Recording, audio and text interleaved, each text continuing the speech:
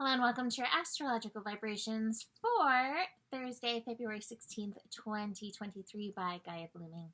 I am Mimi, and our energy mantra for today is the frequency of me is what I need to be. And today we have the Sun conjunct Saturn, and this is the last Sun and Saturn conjunction for the next 30 years in the sign of Aquarius, roughly.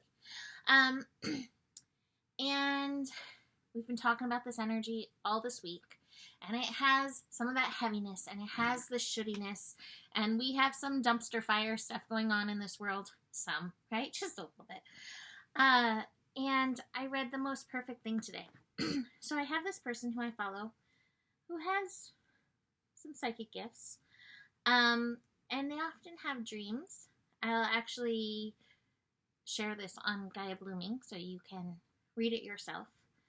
And when I read this dream that this person had, I felt like I needed to share it because it feels on point to me. So this is what they said. It's Beth and Lee McCain, just in case you wanted to know who. Last night my dream bench was sitting among the stars, which is different for me because usually the dream bench is near the ocean. I was sitting on the bench, swinging my legs back and forth as I was looking at all the stars in the night sky. There was a star that seemed brighter than all the rest, but I figured out that the reason it was brighter was because it was drawing closer to me. It was moving at lightning speed, and the feeling of that star coming to me made me breathless as it came faster and faster. I held my breath, and the star came right up to the bench and halted, and I realized that it wasn't a star, but an angel that shone as bright as the star. I patted the seat to get the angel to sit with me, and she did. I wasn't able to see her face because of the bright light emitting from her, but I could hear her in my mind and heart. She touched my hand and showed me a series of past events in history, as well as the moment we are presently at. She then projected the future, and I saw several images of what hasn't yet come to pass. Little typo there. I asked her, "What are we supposed to do?" And as she held my hand, this loving and pure vibration came through to me. I instantly felt uplifted in mind and spirit. She pressed upon me a message. There is much turmoil in your world right now. There is a big change happening that will affect everyone. Now is the time to choose. And she sent this message with compassion and love. She showed me our present world and what would happen if many of us worked on lifting its vibration. The chaos slowly fell away to reveal a brand new beginning for all. Then she showed me our present world and what would happen if we succumbed to the chaos. The chaos grew, and war and violence were added to an already overwhelmed world. She impressed upon me another message. Many feel that their own light and vibration won't make a difference to your world and where it's going. But now, more than ever, your light and vibration can make a difference. You may each feel small in the world, but every positive vibration of love and healing creates a bigger, stronger love. Everyone makes a difference. The world vibration can change if those who are from the light build their energy and then send it into the world vibration. Your world can heal. I asked, "Are you sure it can heal?" She had me stand up on the bench, and she stepped up beside me and gave me a hug. That hug was filled with stars, insight, wisdom, and love. I could see, hear, and feel all that was in that hug. So I'm going to leave that there for now. This is something I feel like I've been talking about for a really long time, but this to me feels like the message of the Sun and Saturn in conjunction. To me, the highest lesson of Aquarius is to honor our individual frequency and to work out our vibrations, work out our frequency, because it can and does make a difference. Now, this doesn't mean false positivity. This isn't about being fake, but it is about addressing the harsher vibrations that we carry. It does mean addressing how we work with what's going on in the world. And rather than sitting hopeless, it reminds us of the power of empowerment, right? Empowering your vibes, which is what Pluto in Aquarius is going to be asking us to do. And Pluto is not easy. It is not going to be easy to empower our vibes. If we think Saturn in Aquarius is like, whoa, this is hard, Pluto just brings it to the next level, you know? So this is the time to practice the art of vibration, the art of frequency, and recognizing what you are feeding into and how things are influencing you. This is the responsibility. This is the Saturn work. For the next, I think it's about 3 weeks, until Saturn moves into Pisces. This is one of the highest things that we can address in our own lives, and getting beyond any illusion that it doesn't make a difference. Again, this isn't about being Susie Sunshine and being like, everything's okay. It's okay to acknowledge the dumpster fire that is taking place right now. But more importantly, really recognize where you are being fed fear, where you are being fed vibrational frequencies that are not supporting you at your highest and best.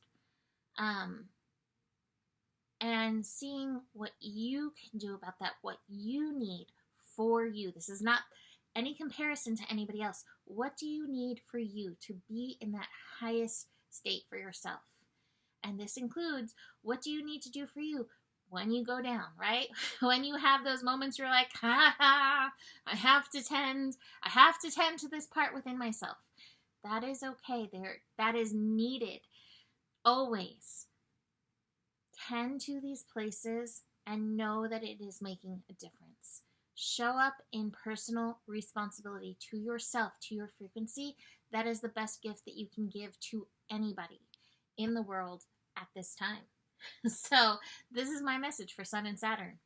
And I'm so grateful for that dream, because I just think it's the most important reminder to all of us right now. And again, even this is not about like, oh my gosh, what is going to happen? It's, oh my gosh, I was born for such a time as this. I love to grab my teacher Khufu. I worked with him somewhere in the 2000s until he passed in 2012 or 2013, I forget.